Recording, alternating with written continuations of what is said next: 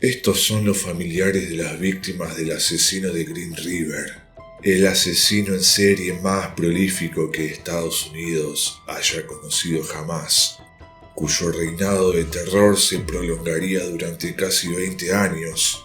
Dejaría el área que rodea a Seattle llena de cadáveres. Pero ¿quién fue el asesino de Green River? La antigua autopista 99, adyacente al aeropuerto de Seattle, hace 30 años, un lugar notorio. Esta área, a principios de los años 80, tenía una población muy transitoria. Había bares y muchos hoteles donde se podían alquilar habitaciones por 1 hora o 2. Había muchas mujeres que ejercían la prostitución, vendían sus cuerpos a cambio de unos billetes. Muchas de ellas con un pasado problemático, abusos, drogas, malas compañías. Todas ellas eran las madres, hijas y hermanas de alguien. Muchas de las chicas habían crecido en hogares abusivos y esa era la razón por la que huían, sin saber, desde luego, que encontrarían algo peor en las sombras de la noche.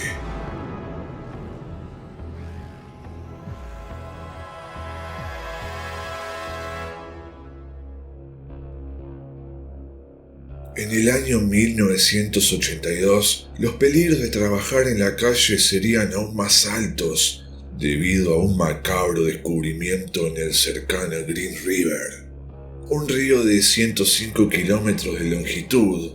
Allí, un hombre que navegaba en un bote vio debajo del agua lo que supuso que era un maniquí. Deseaba que lo fuera. El maniquí era un cuerpo humano. Y había 2 de ellos. La mano de una de las víctimas se movía en el agua al compás de la corriente, como un espíritu. Aquí estoy, por favor ayúdame. Lamentablemente, ya era demasiado tarde. Mientras la policía investigaba la escena del crimen, hicieron otro sombrío descubrimiento. Al procesar la escena donde las víctimas aún permanecían bajo agua, encontraron un tercer cuerpo. Todas estaban a unos pocos metros de distancia, por lo tanto, claramente el mismo criminal las había colocado allí. Las 3 mujeres habían sido recogidas en toda la autopista 99, por lo que el FBI lo denominó como un asesino en serie organizado. Un delincuente más premeditado es capaz de conceptualizar crímenes y llevarlos a cabo de manera eficiente, principalmente por el hecho de que tienen muy poca empatía hacia otro ser humano. Al margen de tempranas especulaciones, algo era seguro: un depredador desconocido estaba suelto en las calles de Seattle. Las víctimas encontradas en el río eran Opal Mills, de 16 años, Cynthia Jean Haynes, de 17 años, y Marcia Chapman, de 31 años. Nadie sabía que este solo era el comienzo. En la franja de Seattle, el asesino de Green River había encontrado un rico terreno de caza que le permitía acumular un número de muertos sin igual en la historia de Estados Unidos. Para el otoño de 1982, los cuerpos de 5 mujeres habían sido descubiertos en o junto al río de Seattle. Habían desaparecido de una famosa autopista conocida como The Strip, un área donde la prostitución estaba consolidada. El 15 de septiembre del año 1982, Mary Bridget, de 18 años de edad, desaparece. Ella era la querida hija de una familia católica en Bell, un suburbio muy rico del condado. Mary faltaba a clases, se había unido a su novio, llamado Ray. Ambos vivían en un barato motel en la autopista 99. En cierto momento, ella se fue del lugar y no regresó jamás. Su familia estaba muy molesta porque llevaba 8 meses y medio de embarazo. Pensaban que simplemente había huido. El 20 de septiembre, Deborah Lorraine, una adolescente de 15 años, desapareció en el silencio de la noche. La policía aún no podía identificar al perpetrador. El 26 de septiembre, Linda Jane Rule, de 16 años de edad, también desapareció. Linda era una chica rubia y esbelta que vivía en North End. Había estado trabajando en las calles como prostituta. Su novio servía como proxeneta. Para fines del año 1982, 15 mujeres habían desaparecido o habían sido encontradas muertas. La presión se acumulaba sobre el escritorio de las fuerzas policiales. La gente esperaba que tuvieran éxito. Había diferentes rumores que circulaban sobre quién podría ser el monstruo que acechaba la autopista 99. No faltaban las especulaciones desenfrenadas de que incluso el asesino en serie podría ser un agente de la ley, debido al fácil acceso que este individuo tenía sobre la cantidad y variedad de mujeres en la comunidad, conociendo la zona como si fuera la palma de su mano. Entonces, el 30 de abril de 1983, vieron a una joven siendo sacada de la autopista. María Melbar estaba con su novio en un restaurante a un lado de la carretera. Su novio se levantó a hacer una llamada telefónica. Cuando regresó, María no estaba en el restaurante. Se preocupó y pensó, bueno, iré a la autopista a ver si puedo encontrarla. Rápidamente se dio cuenta de que María estaba en una camioneta en movimiento, justo delante suyo en la dichosa carretera. Un hombre conducía y ella hablaba con él. Se preocupó aún más, por lo tanto, decidió perseguir a la camioneta. Al poco tiempo llegaron al semáforo en la autopista 99 y 216. Pero cuando la luz roja se fundió a la verde, giró hacia la izquierda y llegó al crudo razonamiento de que los había perdido. Tras unos desesperantes días, el novio de María regresó con su familia para iniciar una búsqueda en las calles. El vehículo podría estar cerca o lejos. Daba igual, había que intentarlo, puesto que la desesperación era agonizante y la policía, de momento, no hacía nada al respecto. El padre de la chica se unió en la búsqueda e increíblemente, tras patrullar por el suburbio, en un silencioso callejón sin salida, a solo unas pocas cuadras de la carretera, encontraron la camioneta que el novio había visto en aquel nefasto día. Estaba estacionada afuera de una modesta vivienda habitada por un pintor local de camiones. La policía fue inmediatamente contactada. Uno de los sargentos llamó a la puerta y tras una breve entrevista con el sospechoso, que aseguró estar solo en la casa, el sargento no lo presionó y asombrosamente creyó su historia.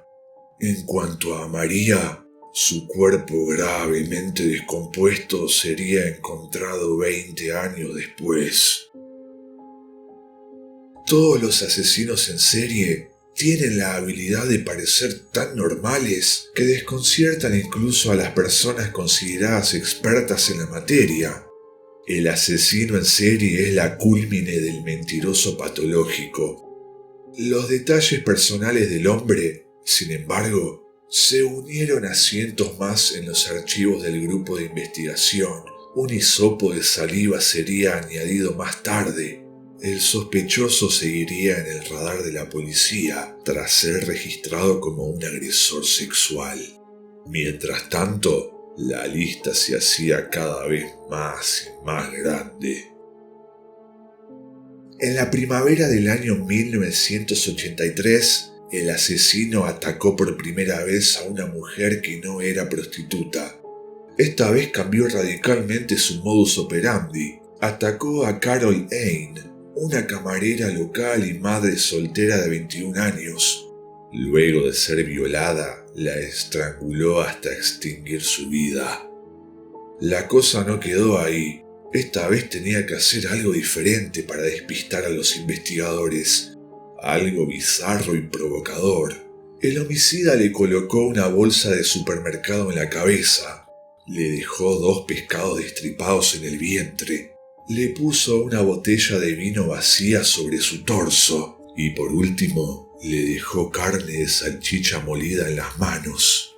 Al finalizar el ritual, se recostó a un lado del cadáver y comenzó a llorar desconsoladamente. Llorar es algo raro para este tipo de personas.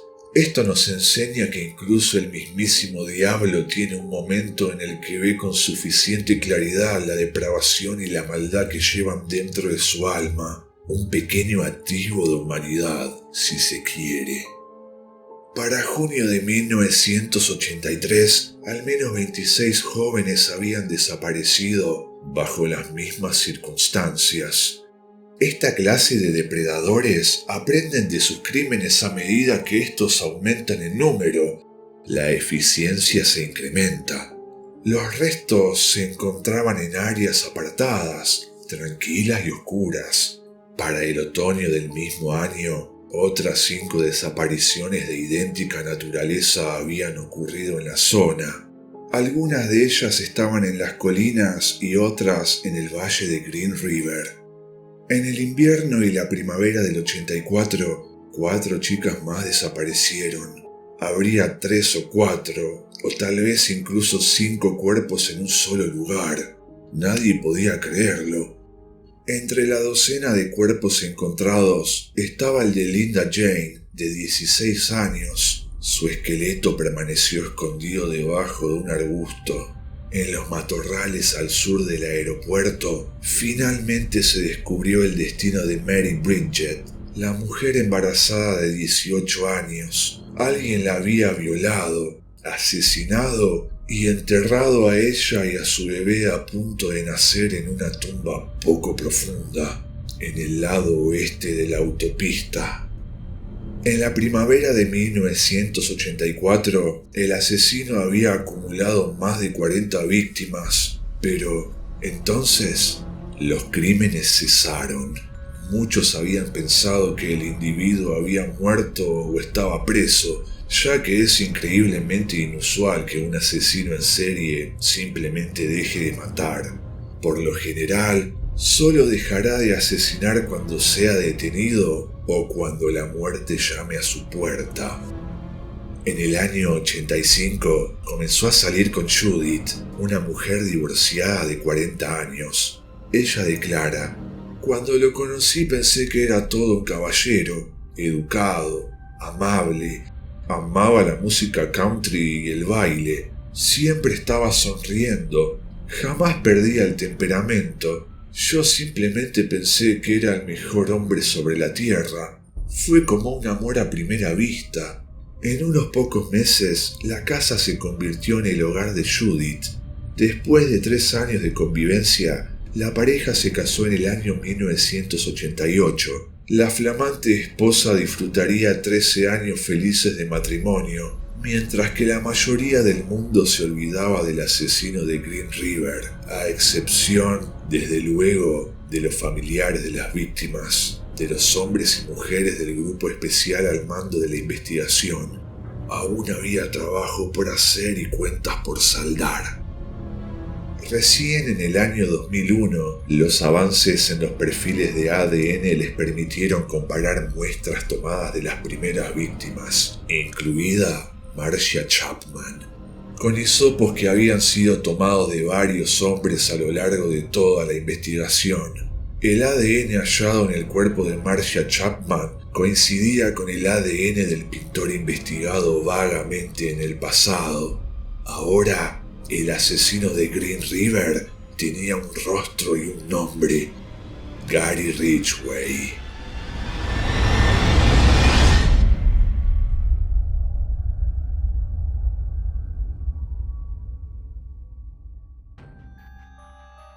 Solo ahora el mundo descubriría la impactante verdad sobre el esposo de Judith, Gary Ridgway, de 52 años. el asesino en serie más prolífico en la historia de Estados Unidos, cuyos terribles secretos estaban a punto de ser revelados. Los equipos de la Fiscalía y la Defensa ahora podrían entrevistar al hombre sospechoso de más de 4 docenas de asesinatos. Si no supieras lo que había hecho, el sujeto te agradaría. El monstruo dentro suyo estaba bien escondido. La gente quería atribuir rasgos y cualidades extraordinarias a estos seres inhumanos. En la superficie, estos en su mayoría son individuos muy comunes, que pasan desapercibidos en la sociedad en la que viven. ¿Quién fue el presunto asesino de Green River? Gary Ridgway nació en el año 1949. Fue el menor de 3 hermanos. Vivía en una pequeña casa, no muy lejana a la autopista tristemente célebre por sus actos. Su madre era una especie de ama de casa, que también trabajaba a tiempo parcial en unos grandes almacenes. En cambio, su padre conducía un autobús para el condado. El pequeño Gary a veces viajaba con él en el autobús y su padre, refiriéndose a transeúntes femeninas, decía cosas tales como: «La ves, es una zorra, son la escoria de la tierra». Las reprendía y hablaba de lo sucias y malas que eran. Luego, irónicamente, hay un par de episodios en los que Gary lo recuerda dejándolo solo en el vehículo, mientras su padre tenía sexo en la oscuridad con una prostituta. Gary era el más introvertido de los 3 hermanos. En la escuela, Ridgway luchaba por causar una impresión distinta. Sin embargo, en las noches, su madre lo hacía por él. Todas las mujeres del vecindario se sentaban en las veredas y la miraban extrañadas, porque llevaba un gran peinado y muchísimo maquillaje sobre el rostro. Faldas cortas que en realidad no eran adecuadas al estilo en esos días, especialmente para una madre. Ella siempre parecía tratar de ser muy glamorosa, de un modo ciertamente obsceno y errático. Gary admitió haber mojado la cama durante su infancia y hasta bien entrada la adolescencia. Cuando mojaba la cama, era su madre quien lo hacía meterse en la bañera, y era ella misma quien le lavaba los genitales. Durante un baño, la bata se le abrió y ella estaba desnuda. Él sintió excitación por eso, y al mismo tiempo supo que probablemente eso no era algo bueno de sentir, pero lo sintió, ya no había vuelta atrás. Habló de tener algunos sentimientos sexuales hacia ella, mirándola cuando estaba en traje de baño, pensando que vestía de manera bastante provocativa. Una madre demasiado sexualizada que le lava los genitales a su hijo cuando la mayoría de los adolescentes están pasando un momento muy duro al lidiar con la propia sexualidad emergente, no trae nada bueno consigo. De alguna forma tiene que haber tenido un impacto muy fuerte sobre la psiquis del infante. Los niños necesitan ver a sus madres como asexuales. Es muy desestabilizador para un chico ver a su madre de una manera sexual. Es muy complejo para un adolescente imaginarse a su madre teniendo sexo con cualquier persona, incluyendo a su propio padre. Por lo tanto, cuando una madre se comporta de una manera hipersexualizada, resulta muy perturbador para un adolescente, y por tanto, las consecuencias pueden ser extremadamente negativas. A medida que Ridgway crecía, comenzó a mostrar signos de comportamiento destructivo, iniciando incendios y, cuando era un adolescente, dio su primer paso hacia el homicidio. Se acercó a un niño de primer grado, un niño de 6 años que vio jugando en un lote cerca de su casa. La criatura estaba disfrazada, jugando a indios y vaqueros. Lo atrajo hacia los arbustos y sin ninguna provocación lo apuñaló en el estómago y casi lo mata. Después le dijo al niño que solo quería saber qué se siente al matar. Luego de apuñalarlo, tomó el cuchillo y limpió la sangrienta hoja en el hombro del niño, manchando así de sangre su ropa. No fue identificado por la policía, por ende, nunca fue acusado del asalto. Esa fue la primera vez que se salió con la suya.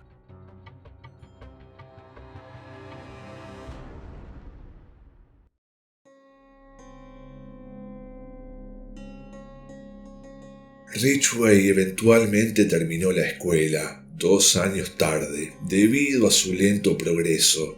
Al año siguiente, a los 21, se casó con su novia y se unió a la Marina. Cuando regresó de su despliegue en Filipinas, su esposa admitió que había tenido una aventura con un amigo suyo. Al mismo tiempo había contraído enfermedades venéreas en Filipinas, producto de su adicción al sexo y la prostitución. Fue en ese periodo cuando él comenzó a referirse a ella como una puta. Ese fue el comienzo de una serie de relaciones problemáticas que nunca le dieron resultado. A principios de la década de 1970, Ridgway consiguió un empleo como pintor de camiones en la empresa Kenworth. Luego conoció a quien sería su segunda esposa. A Gary le gustaba mucho tener relaciones sexuales, a menudo y repetidamente durante el día, con tanta frecuencia como las mujeres estuvieran de acuerdo. Salían de la furgoneta y le encantaba tener sexo en público, donde podrían ser descubiertos en cualquier momento. Pero después de tener un hijo, la relación se deterioró. Su esposa lo abandonó cuando su hijo tenía unos 5 años, y eso realmente lo hirió. Fue entonces cuando comenzó a frecuentar prostitutas. Incluso afirmó haberse vuelto adicto a ellas. De hecho, la policía lo había interrogado sobre sus actividades ilegales en la autopista. Pasó una prueba de polígrafo cuando lo interrogaron sobre los crímenes de Green River. Gary Ridgway era un mentiroso magnífico. Tenía la habilidad de hablar, de decir esto y aquello con naturalidad, contando historias que no eran ciertas. Mientras lo interrogaron en el año 2001, Ridgway continuó protestando por su inocencia. Sostenía que tenían a la persona equivocada. No obstante, admitía haber mantenido relaciones sexuales con muchas prostitutas en el pasado, pero aseguraba no haberlas matado. Sin embargo, cuando las evidencias forenses salieron a la superficie, pruebas que lo vinculaban con 3 víctimas más, la historia de Ridgway cambió.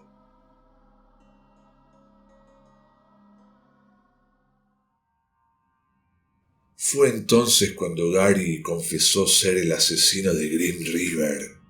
Solo ahora los investigadores descubrirían el verdadero horror detrás de los crímenes. Había eludido la captura durante casi 2 décadas.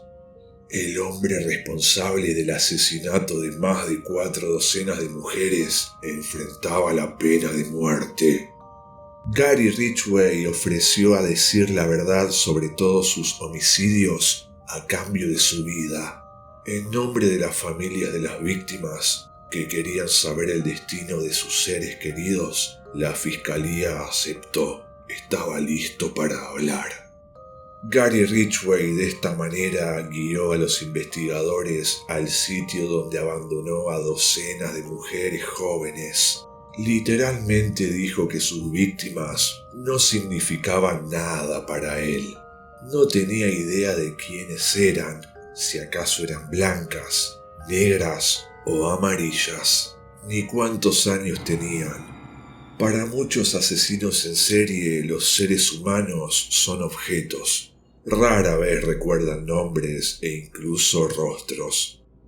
Recordarán la acción concreta de dónde están esos cuerpos, como un mapa espeluznante dentro de su mente. pero nada más. Uno de los lados del basurero que Ridgway identificó eran donde descansaban los restos mortales de Marie Malva, la chica de 18 años cuyo novio había visto cómo la raptaba en la Ruta 99. Admitió que cuando la estranguló, ella luchó más fuerte que cualquiera de sus otras víctimas. Gary afirmó estar lleno de rabia y odio. Anhelaba lastimarla severamente, incluso más allá de la muerte. A lo largo de las entrevistas parecía tratar de culpar mucho de lo que le había sucedido a nivel personal a las mujeres que conoció en su vida. De hecho, las mujeres que mataba eran una especie de extensión de todas las mujeres que lo habían herido durante toda su existencia. Llegado el momento, admitió haber cometido actos de necrofilia. Volvía una y otra vez a la escena del crimen para saciar su perversión sexual. Lo hacía hasta que los gusanos y la putrefacción lo asqueaban lo suficiente como para que no regresara más. ¿Por qué las personas hacen esto? La explicación estándar para la necrofilia es que un individuo trastornado puede tener un total control sobre la situación. No hay resistencia alguna, no hay diálogo de por medio. Eso les permite vivir y revivir ese tipo de fantasía enfermiza con un cuerpo sin vida.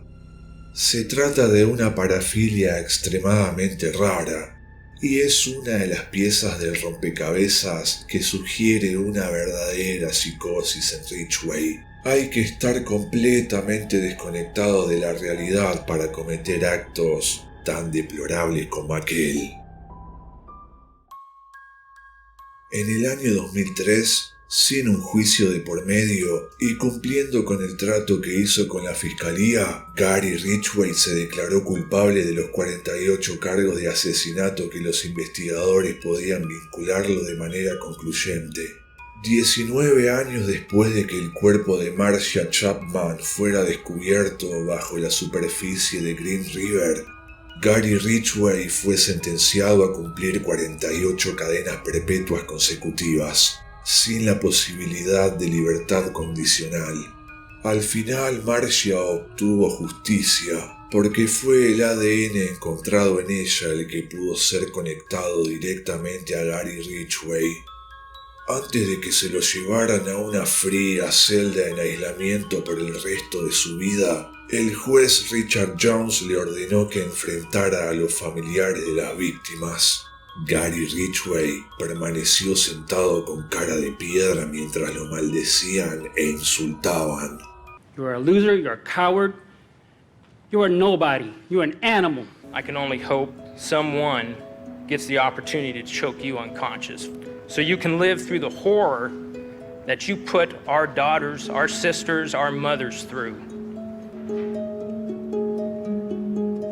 The one thing that I want you, Gary Ridgway, to know, I was that daughter at home, waiting for my mom to come home. May God have mercy on your pathetic soul, because the rest of us who know the truth about you won't. I don't wish for him to die. I wish for him to have a long, suffering, cruel death. Poco después se derrumbó la fachada de frialdad, cuando el padre de Linda Rule lo sorprendió con una dosis de humanidad. There are people here that hate you. I'm not one of them. What God says to do, and that's to forgive all. So you are forgiven, sir.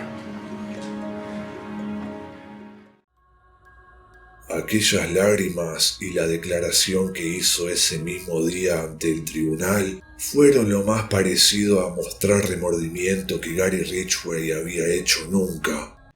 I'm sorry for killing these ladies. They had their whole lives ahead of them. I'm sorry for causing so much pain to so many families. I don't know how another human being could do to somebody else what he put these girls through. In the court that day, there were no pictures of who these victims were. It was just names on a piece of paper. So I wanted him to know that she wasn't a thing, that she was my sister and that she was loved. So I had that picture that I showed to him. She was a little girl when she was murdered by him.